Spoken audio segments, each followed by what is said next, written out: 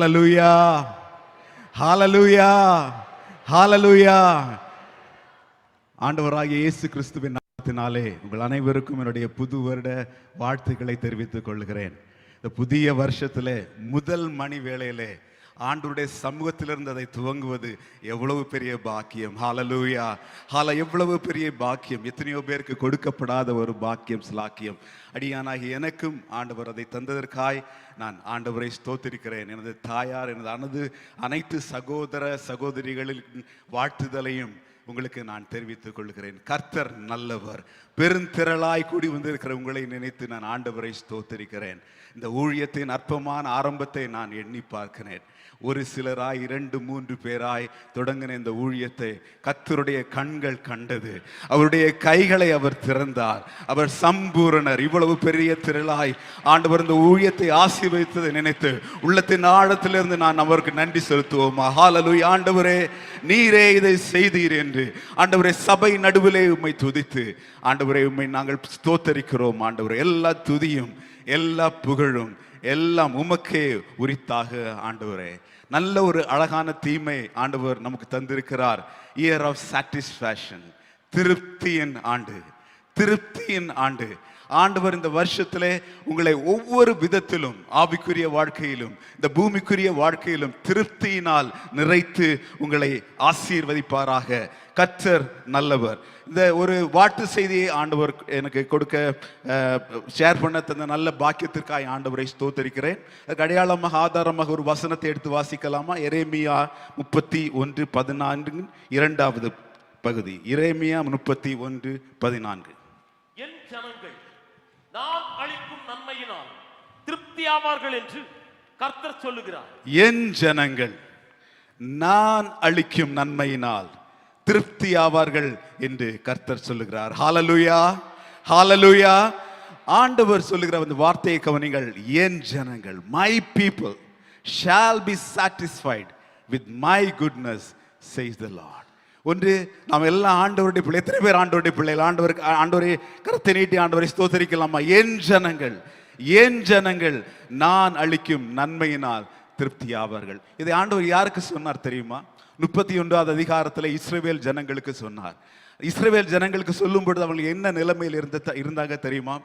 அவங்க சிறை பிடிக்கப்பட்டு அவர்கள் மிகுந்த ஒரு உபத்திரவத்தின் வழியா இருக்கும் பொழுது ஆண்டவர் சொன்ன வார்த்தை என் ஜனங்கள் என்று. அந்த முதலாவது வசனத்தை வாசிக்கும் பொழுது எரேமியா 31:1 அக்காலத்திலே நான் இஸ்ரவேல் வம்சங்களுக்கெல்லாம் தேவனாயிருப்பேன், அவர்கள் என் ஜனமாயிருப்பார்கள். நீங்க எந்த சூழ்நிலையில இருந்தா பரவாயில்லை. ஒருவேளை சிறை பிடிக்கப்பட்ட சூழ்நிலையிலே, வறுமையின் சூழ்நிலையிலே, ஒன்றுமில்லாமல் சூழ்நிலையில இருந்தாலும் பரவாயில்லை, அவர்கள் என் ஜனங்கள். நான் அவர்களுக்கு தேவனாயிருப்பேன், அவர்கள் என் ஜனமாயிருப்பார்கள். நாம் குறைபோடு இருக்கும் பொழுது நிறைய பேர் நம்மை சொந்தம் பாராட்ட மாட்டாங்க, நம்ம தெரியாதுன்னு கூட ஒதுக்கி வைக்கலாம். ஆனால் ஆண்டவர் அப்படி தம்முடைய ஜனங்களை ஒதுக்கி விடுகிற தேவன் அல்ல. என் ஜனங்கள் என்று உரிமை பாராட்டுகிற தேவன். ஒருவேளை நீங்கள் எந்த நிலைமையில் இருந்தாலும் சரி, குறைவுகளோடு இருந்தாலும் சரி, சிறை பிடிக்கப்பட்ட நிலைமையில் இருந்தாலும் சரி, ஆண்டவர் சொல்லுகிறார், நீ என் ஜனம், என் ஜனங்கள். என் ஜனங்களுக்கு நான் அளிக்கும் நன்மையினால் திருப்தி ஆவார்கள். என் ஜனங்களுக்கு என்னுடைய திருப்தியின் நன்மையினால் தான் திருப்தி உண்டாகும். அவர் கரிசனை உள்ள தேவன், தன் ஜனங்களுக்காக உரிமை பாராட்டுகிற தேவன். திருப்தி என்பது ஈஸியா எல்லாருக்கும் கிடைக்கிறது இல்லை. இந்த உலகமே அதிருப்திக்கு நேராக வழி நடத்தி ஓடிக்கொண்டிருக்கிறது. நிறைய பேருக்கு என்ன கிடைத்தாலும் திருப்தி வருகிறது இல்லை. அதனால்தான் பிரசங்கி சொல்லியிருக்கிறார், பணப்பிரியன் பணத்தினால் திருப்தி அடைவதில்லை, செல்வ பிரியன் செல்வத்தினால் திருப்தி அடைவதில்லை. நிறைய பேருக்கு வெளிப்பிரகாரமாய் நிறைய இருக்கிறது மாதிரி இருக்கும், ஆனா உள்ளத்துக்குள்ளாய் வெறுமை, வெற்றிடம், ஒரு திருப்தியற்ற சூழ்நிலையா காணப்படுது. உலகம் முழுவதும் அதிருப்தியும் திருப்தியின்மையும் காணப்படுகிறது. அந்த நேரத்தில் தான் ஆண்டவர் சொல்லுகிறார், என் ஜனங்களுக்கு நான் திருப்தி அளிக்கிறேன். ஐ சாட்டிஸ்ஃபை தம்.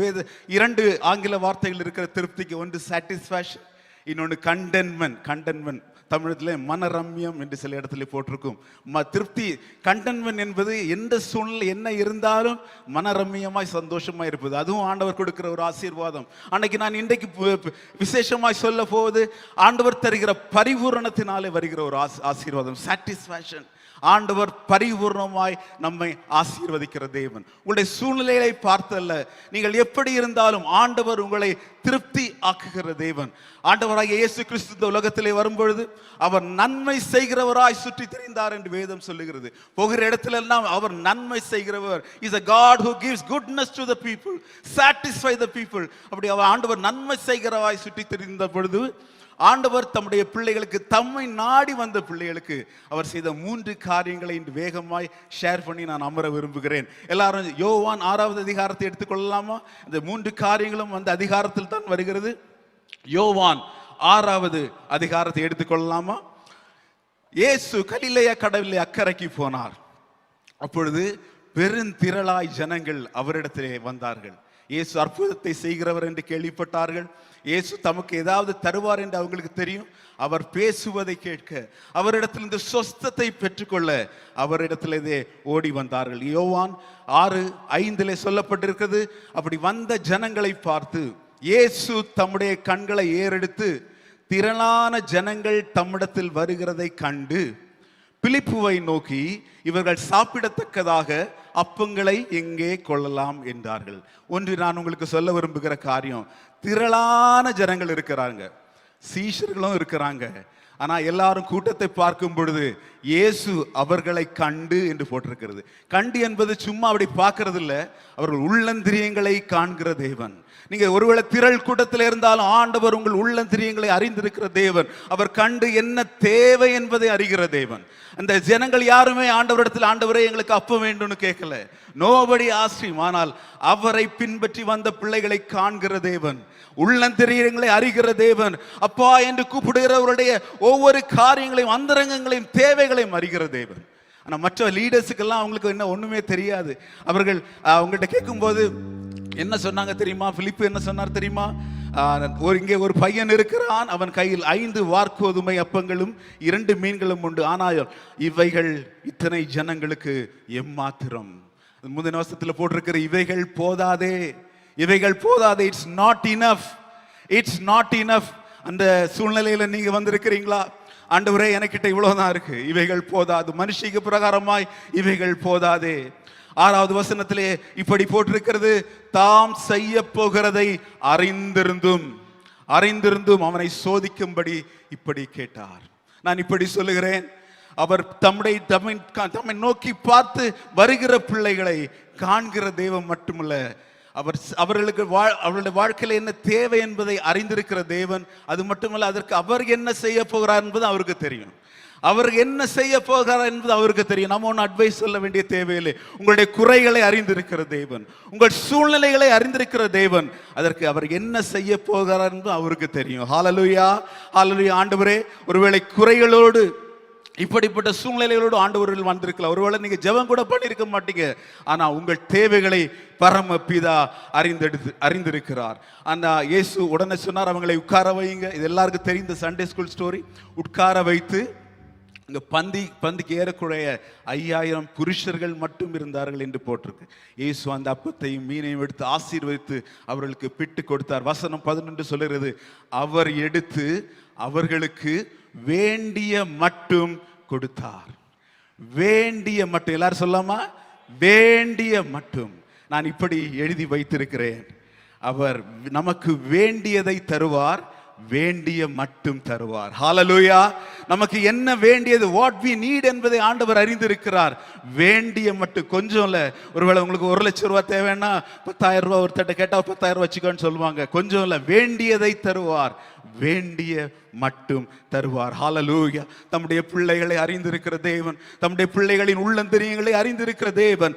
உங்கள் பிதாவை நோக்கி நீங்கள் வேண்டிக் கொள்வதற்கு முன்னமே உங்களுக்கு இன்னது என்பதை அவர் அறிந்திருக்கிற தேவன். அவர் உங்களுக்கு வேண்டியதை தருவார். இதான் அந்த புதிய வருடத்தின் முதல் மணி நேரத்தில் உங்களுக்கு சொல்ல வேண்டிய வார்த்தை, கர்த்தர் உங்களுக்கு வேண்டியதை தருவார். என்னுடைய தகப்பனார் அடிக்கடி சொல்லுகிற வார்த்தை, the Lord will give what is needed for me. ஆண்டவர் எனக்கு எது தேவை என்பதை அவர் எனக்கு தருவார். அவர் தராதது எனக்கு வேண்டாம். இன்னொரு வகையில் அவர் தந்தது எனக்கு போதும், வேண்டியதை கர்த்தர் தருவார்.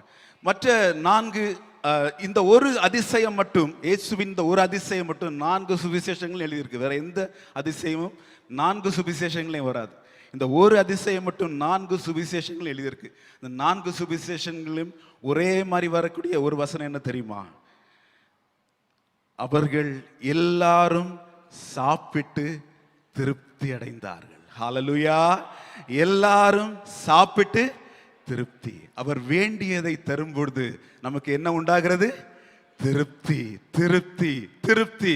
நான் இயேசுவின் நாமத்தில் உங்களுக்கு சொல்லுகிறேன், உங்கள் குறைவுகளோடு வந்திருக்கிற நீங்கள் இந்த வருஷத்தில் ஆண்டவர் உங்களுக்கு வேண்டியதை தருகிறது மட்டுமல்ல, அவர் உங்களை திருப்தியாக்க போகிறார். The Lord satisfies our needs. நம்முடைய தேவைகளை சந்தித்து திருப்தியாக்குகிற தேவன், தேவைகளை சந்தித்து திருப்தியாக்குறது. ஒருவேளை மனபாரத்தோடு தேவைகளோடு வந்திருக்கிற நீங்களானால் ஒரு முறை கண்களை மூடி, ஆண்டவரே நீர் எனக்கு போதுமானவர், ஆண்டவரே என் உள்ளந்திரியங்களை அறிந்திருக்கிற தேவன், ஆண்டவரே நீர் என்னை காண்கிற தேவன், எனக்கு வேண்டியதை நீர் தருவீர், எனக்கு வேண்டியதை தருவீர், வேண்டிய மட்டும் தருவீர் ஆண்டவரே. நான் விசுவாசிக்கிறேன் அப்பா, நான் விசுவாசிக்கிறேன் ஆண்டவரே. அப்பா அவர்கள் சாப்பிட்டு திருப்தி அடைந்தார்கள் என்று வசனத்தின்படி நான் விசுவாசிக்கிறேன். Lord you will give me and I will be satisfied. ஆண்டவரே நான் திருப்தி ஆவேன் ஆண்டவரே. உம்முடைய கைகளை திறக்க நாங்கள் வாங்கிக் கொள்வோம் ஆண்டவரே. நீர் திருப்தியாக்குவீர் ஆண்டவரே. ஹல்லேலூயா, ஹல்லேலூயா, ஹல்லேலூயா. அருமையான பெற்றோரே, ஈசாக்கு ஆபிரகாமிடத்தில் கேட்டது போல, அப்பா ஆட்டுக்குட்டி எங்கே, பலிக்கு பலிமிருகம் எங்கே, விறகு இருக்கிறது என்று கேட்கும் பொழுது ஆபிரகாம் சொன்ன வார்த்தை, கர்த்தர் பார்த்துக் கொள்வார். யெகோவா ஈரே, அந்த வசனத்தை பிடித்து செல்லுங்கள். Lord will look after, Jehovah Jireh. Hallelujah. இந்த நான் தீர்க்க தரிசனமாய் ஆண்டவருடைய நாமத்தில் சொல்லுகிறேன், 2026 நீங்கள் இப்படி சாட்சி சொல்லுவீர்கள். நீங்கள் சம்பூரணமாய் சாப்பிட்டு திருப்தி அடைந்து உங்களை அதிசயமாய் நடத்தி வந்த உங்கள் தேவனாகிய கர்த்தருடைய நாமத்தை துதிப்பீர்கள். என் ஜனங்கள் ஒருபோதும் வெட்கப்பட்டு போவதில்லை. ஹல்லேலூயா, ஹல்லேலூயா, ஹல்லேலூயா. ஆண்டவரே, சிங்கக்குட்டிகள் தாட்சி அடைந்து பட்டினியா இருக்கும். கர்த்தரை தேடுகிறவர்களுக்கு ஒரு நன்மையும் குறைவுபடாது. எத்தனை பேர் ஆமென் என்று சொல்லுவீங்க? ஹல்லேலூயா, ஹல்லேலூயா. என் தேவன் தம்முடைய ஐஸ்வரியத்தின்படி உங்கள் குறைவுகள் எல்லாம் கிறிஸ்து இயேசுவுக்குள் மகிமையிலே நிறைவாக்குவார். Hallelujah, hallelujah. He is our provider, Jehovah Jireh. அவர் தம்முடைய தேவைகளை சந்தித்து நம்மை திருப்தி ஆக்குகிற தேவன். முதல் நான் சொல்ல விரும்புகிற காரியம், God satisfies our needs. ஹல்லேலூயா. இரண்டாவது, இயேசு கிறிஸ்து அவர்களை அப்பத்தினால் போஷிப்பித்ததை கண்டு அவரை பிடித்து ராஜாவாக்கும்படி அநேகர் முயற்சி செய்தார்கள். இயேசு அவர்களை விட்டு தனிமையாய் ஒரு இடத்துல போய் அமர்ந்திருந்தார். சீஷர்கள் சாயங்காலம் வரைக்கும் பார்த்துட்டு அவங்க அக்கறைக்கு போக படகிலே ஏறினார்கள். 16வது வசனத்திலே இப்படி போட்டிருக்கிறது, சாயங்காலமான போது, அதை வாசிக்கலாமா? சாயங்காலமான போது அவருடைய சீஷர்கள் கடற்கரைக்கு போய் படவில் ஏறி கடலின் அக்கறையில் உள்ள கப்பர்நகூமுக்கு நேராய் போனார்கள். அப்பொழுது இருட்டாய் இருந்தது. இயேசுவும் அவர்களிடத்தில் வராதிருந்தார். மற்ற சுவிசேஷங்களில் போட்டிருக்கு, இயேசு சீஷர்களை போக துரிதப்படுத்தினார். ஆண்டவர் சொல்லி தான் போனாங்க. ஆனால் படகில் போய் கொண்டிருக்கும் பொழுது 18வது வசனம், பெருங்காற்று அடித்தபடியினாலே கடல் கொந்தளித்தது. அவர்கள் ஏறக்குறைய 3-4 மைல் தூரம் தண்டு வலித்து போன பொழுது பயந்தார்கள். இயேசு கடல்ல நடந்து வந்தார். அவர்கள் அதை பார்த்து பயந்தார்கள். அவர் நோக்கி, நான் தான், பயப்படாதிருங்கள் என்றார். அப்பொழுது அவரை படவில் ஏற்றிக்கொள்ள மனதாயிருந்தார்கள். உடனே படவு அவர்கள் போகிற கரையை பிடித்தது. ஆண்டவர் இரண்டாவது என் உள்ளத்திலே போட்ட விஷயம் தான், God satisfies our efforts, the work of our hands. இவர்கள் எல்லாம் படகுலே பிரயாணம் பண்ணுகிறதுக்கு எக்ஸ்பர்ட்ஸ். அவங்களுக்கு படகை எப்படி மெனுவர் பண்றோன்னு நல்லா தெரியும். ஆனால் அந்த சமயத்திலே படகு எதிர்காற்றாயிருந்தபடியினால் அலைகளினாலே அலைவுபட்டது என்று மத்தேயுவிலே எழுதியிருக்கிறது. மார்க்கில் எழுதியிருக்கிறது, அவர்கள் தண்டு வலிக்கிறதில் வருத்தப்பட்டு அவர்கள் கண்டு. அருமையான கர்த்தருடைய சகோதர சகோதரிகளே, நீங்கள் உங்கள் தொழிலிலே, உங்கள் வேலையிலே, உங்கள் படிப்பிலே ஒருவேளை இந்த மாதிரி தண்டு வலித்து வருத்தப்படுகிறவர்களாக இருக்கிறீங்களா? ஆண்டவரே, நான் எவ்வளோ எஃபோர்ட் எடுக்கிறேன், நீர் என்னோடு கூட இருக்கிறேன் என்று நான் விசுவாசிக்கிற உமக்கு விரோதமாய் நான் ஒன்றும் செய்யவில்லை. ஆனாலும் வேதம் சொல்லுகிறது, அவர் படவில் ஏற்றிக்கொள்ள மனதாயிருந்தார்கள், உடனே படவு போகிற கரையை பிடித்தது. The Lord will expedite the things that you have intended to do. ஆங்கிலத்தில் அழகாக போட்டிருக்கிறது, they willingly received him into the boat and immediately the boat was at the land where they were going. ஒருவேளை நான் அநேக மாதங்களாக, அநேக வருடங்களாக முயற்சி செய்து நடக்கக்கூடாது முடியாத இருந்த காரியங்கள், நிறைய விஷயங்களால், எதிர்காற்றுகளினால் அலைக்கழிக்கப்பட்டு அலைவுற்றிருக்கிற காரியங்கள், ஆண்டவர் இந்த நேரத்தில் சொல்லுகிறார், ஆண்டவரே நீர் என் படவிலை ஏற்றுக்கொள்ள மனதாயிருக்கும் பொழுது உடனே அந்த காரியத்தை கர்த்தர் வாய்க்க செய்வார். உடனே படவு அவர்கள் கரையே பிடித்தது. ஹல்லேலூயா, ஹல்லேலூயா. ஆண்டவர் தம்முடைய பிள்ளைகள் கடலிலே ஸ்ட்ரகிள் பண்ணுகிறதை கரையிலே நின்று பார்த்தார் என்று வேதம் சொல்லுகிறது. He knows your struggle. உங்களுடைய பிரச்சனைகளை, உங்கள் நடுக்கடலிலே நீங்கள் அலைக்கழிக்கப்படுகிறதை கர்த்தர் காண்கிறார். What the effort could not accomplish, his presence completed. ஒருவேளை நம் முயற்சி எவ்வளவோ செய்து கஷ்டப்பட்டு கொண்டிருக்கிற சகோதரா சகோதரியே, அவருடைய பிரசன்னம் இந்த வருடத்திலே அநேக காரியங்களை முடிக்க செய்ய போகிறது. He satisfies your efforts, the works of your hands. உலகம் சொல்லுகிற வார்த்தை என்ன தெரியுமா? முயற்சி திருவினையாக்கும். அப்படின்னு என்ன அர்த்தம்? நல்ல ட்ரை ஹார்டர். ஒரு நேரத்தில் அது ஒர்க் அவுட் ஆகும், அது உனக்கு வாய்க்க செய்யும். ஆனால் ஆண்டவருடைய பிள்ளைகள் சொல்லலாம், உம்மாலே நான் ஒரு சேனைக்குள் பாய்வேன், உம்மாலே நான் ஒரு மதிலை தாண்டுவேன். ஹல்லேலூயா, ஹல்லேலூயா. ஆண்டவரே, நாங்கள் உம்மாலே செய்து முடிப்போம். ஹல்லேலூயா. பேதுரு சொன்ன ஆண்டவர் சொல்லும் பொழுது, வலையை போட சொல்லும் பொழுது சொன்ன ஆண்டவரே, நாங்கள் முழுவதும் பிரயாசப்பட்டு ஒன்று அகப்படவில்லை, ஆகிலும் உடைய வார்த்தையின்படி செய்கிற ஆண்டவரே, உடைய வார்த்தையின்படி வலையை போடுகிற. ஒருவேளை உங்க எஃபர்ட்னால, உங்க இன்டெலிஜென்ஸ்னால நிறைய விஷயங்களை செய்து அது முயற்சி செய்ய கூடாமல் டயர்டா இன்னைக்கு வந்திருக்கிறீங்களா? ஆண்டவரிடத்தில் இந்த காரியத்தை ஒப்படைங்கள். Lord will satisfy the work of your hands. உடனே படகு கரையை பிடித்தது. ஹல்லேலூயா. எத்தனை பேர் விசுவாசத்தை ஏற்றுக்கொள்ளுகிறீங்க? ஹல்லேலூயா, ஹல்லேலூயா. இன்றைக்கு ஈவினிங் இந்த செய்தியை நான் ப்ரிப்பேர் பண்ணி முடித்ததுக்கு அப்புறம் ஆண்டவர் ஒரு காரியத்தை என் மனதிலே போட்டதை நான் சொல்ல விரும்புகிறேன். ஆகாய் 1வது அதிகாரம் 5வது வசனம் முதல் 7வது வசனம் வரை இப்படி சொல்லப்பட்டிருக்கிறது.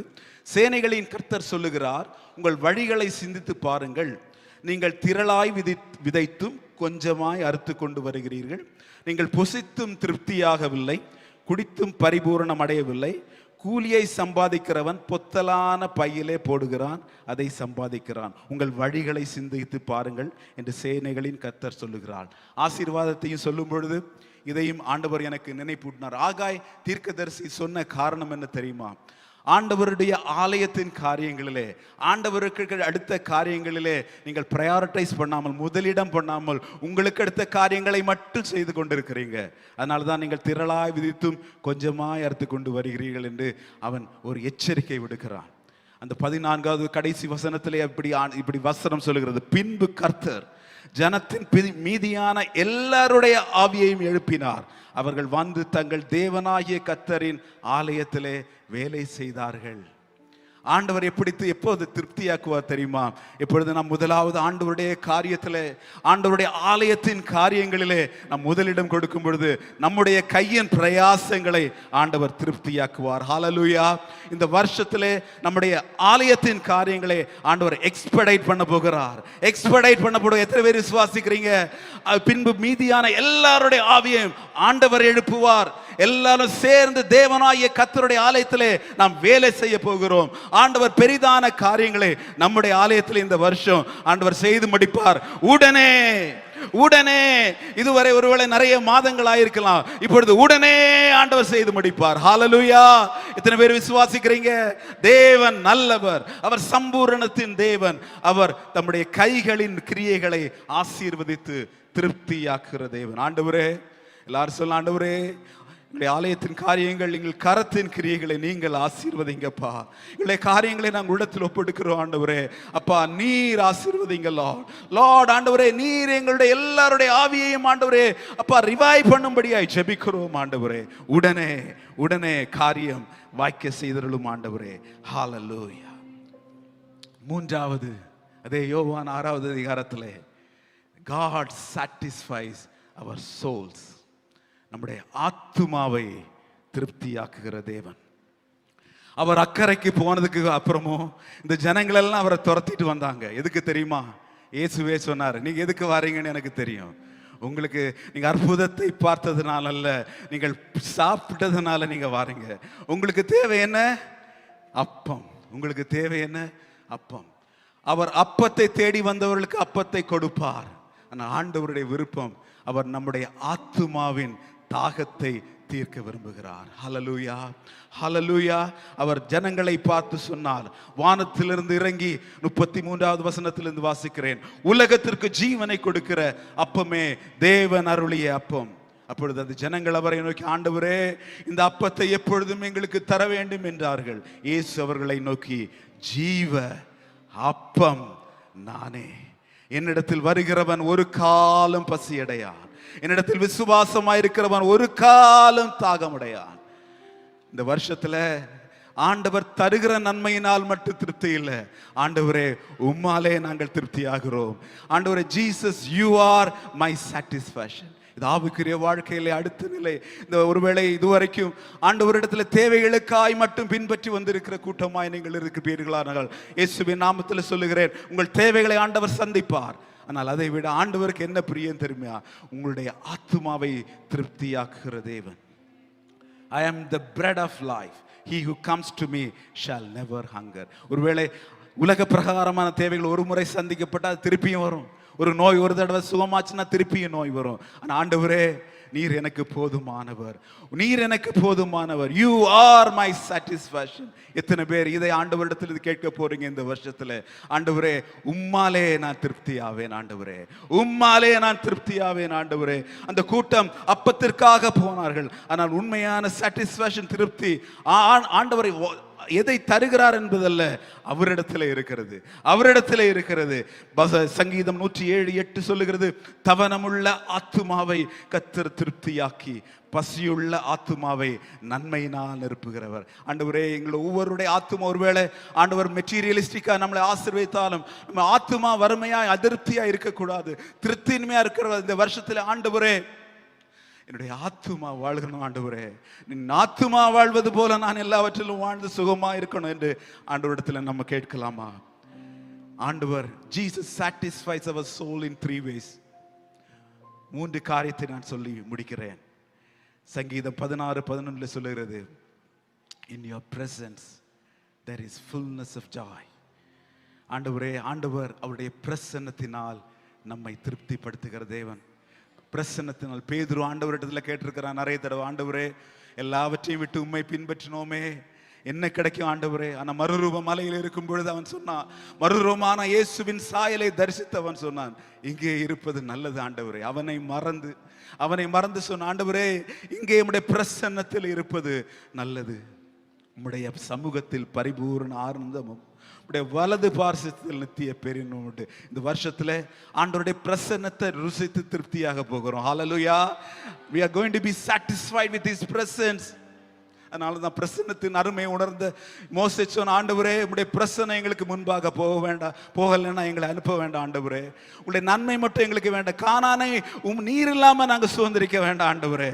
ஆண்டவரே உடைய பிரசன்னம் இல்லாமல் எங்களை அனுப்பிவிட வேண்டாம். இந்த ஜெபத்தை நாமளும் எடுக்கலாம். ஆண்டவரே உடைய பிரசன்னத்தின் இன்பத்தினால் எங்களை திருப்தியாக்கும், உடைய பிரசன்னத்தின் இன்பத்தினால் எங்களை திருப்தியாக்கும்.